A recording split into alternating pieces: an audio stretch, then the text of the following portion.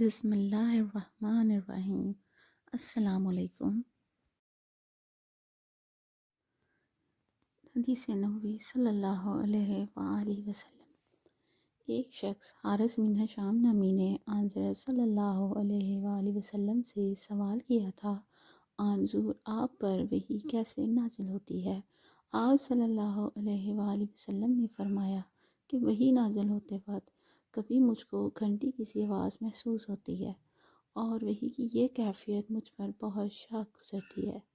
جب یہ کیفیت ختم ہوتی ہے تو میرے دل و دماغ پر اس فرشتے کے ذریعے نازل شدہ وحی محفوظ ہو جاتی ہے، اور کسی وقت ایسا ہوتا ہے کہ فرشتہ بشکل انسان میرے پاس آتا ہے اور مجھ سے کلام کرتا ہے، بس میں اس کا کہا ہوا یاد رکھ لیتا ہوں۔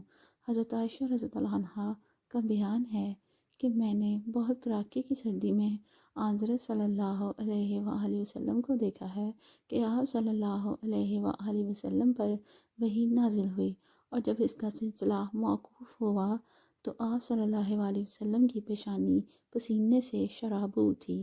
جزاک اللہ خیرہ۔